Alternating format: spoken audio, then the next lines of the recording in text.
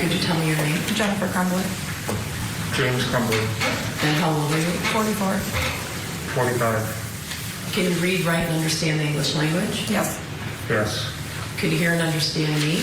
Yes. Yes. Could you hear and understand your attorneys? Yes. Yes. And are you satisfied with their advice? Yes. Yes.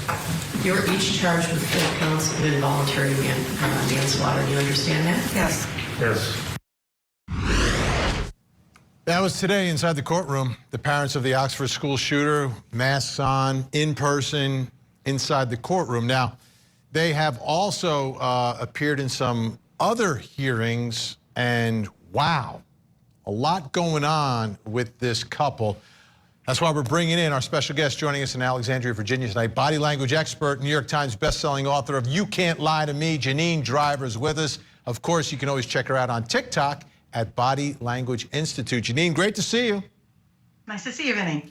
All right, I'm going to show you some video. This is from a hearing in January, and Jennifer Crumbley, very expressive throughout this. I want you to take a look at it and kind of give us your analysis of what's going on with this couple. Let's watch.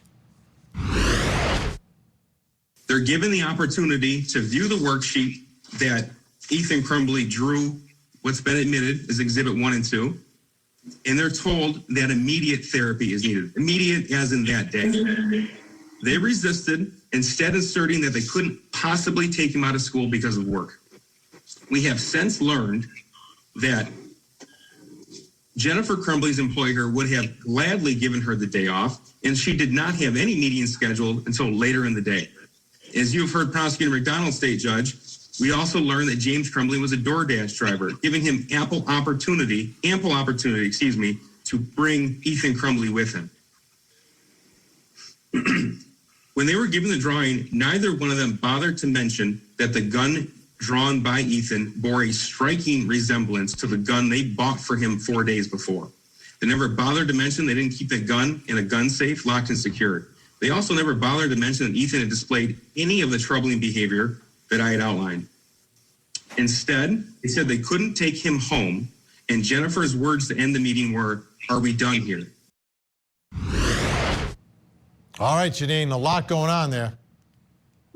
I think, I don't know. I think there would have been some swearing a second after that clip if it kept running. A lot is happening. The forehead activity, we see those 3 wrinkles like pop up. The forehead reveals a lot, and she does a lot of lip locking, Vinny. I'm sure you picked up on it. And this lip compression right here is an increase in stress, an increase in discomfort. It's this emotionally, I'm not feeling great. But this right here, she's touching her face. There's the lip lock.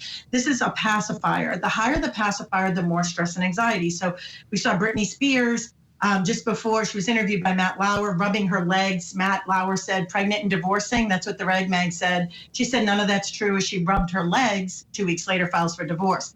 Higher the pacifier, the more stress and anxiety. A pacifier is something when we touch a piece of our body to another piece of our body.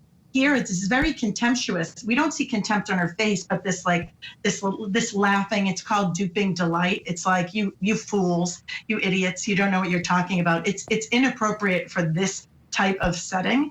Quite frankly, in my opinion, it's coming across as arrogant and overly casual. I mean, this is her life on the line here. We see her shaking her head no here. And maybe, in fact, she's just this is so ridiculous for her. This is why it's so over the top. But I would like to see a little more fear here. I'm not seeing a lot of fear. I'm seeing a lot of, you people don't know what you're talking about. And I think that she's going to be in a difficult situation when court hits in a couple months. All right, let's take a look at the defendants today inside the courtroom. And you understand that you have a right to have your own attorney provide conflict-free representation? Yes. Do you understand that there are various risks related to joint representation, which can include any of the following? Joint representation can compel a lawyer to refrain from taking certain courses of action before trial, during trial, and even after trial at sentencing. Do you understand that? Yes. Yes. And do you understand that joint representation can affect advice regarding the decision to plea negotiations themselves, and decisions during jury selection Because a lawyer will have the duty of loyalty to both clients, the lawyer may not be able to suggest or take courses of action that would benefit one client but hurt the other. This duty of loyalty could prevent counsel from pointing out the differences between the client's culpability and potential plea negotiations or at sentencing. In making comparisons between the two clients, it could put one client at a disadvantage. Do you understand that? Yes. All right, what did you see there? I know they have the masks on, but how about everything else that's Doesn't going on? matter. A lot's happening here. For you watching at home, here's what I recommend. Rewatch this clip.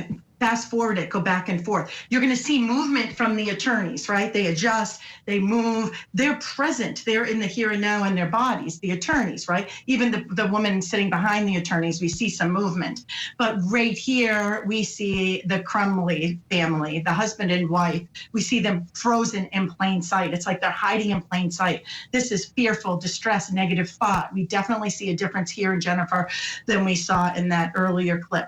Now we do see a little bit movement in her legs, down in her feet, just a tiny little bit. Again, that's a pacifier, but both of them, look how frozen they are. If you fast forward and rewind, there's almost no movement here. When we're authentic and we're in our comfortable skin, we have what's called a PGM, posture gesture merger. Our hand gestures and our body are integrated and they move, which is what we're seeing with the lawyers. They're comfortable in their own skin. We're not seeing this with the Crumbley parents. They are locked and frozen. Negative thought, distressed. They're scared now. Yeah, I can say, I mean, the dad, it was even kind of awkward the way it was just like this the whole time. All right, I guess they've realized how real all of this is now as it gets closer and closer to the trial. Janine Driver, thanks so much for helping us out tonight. We'll see you again real soon.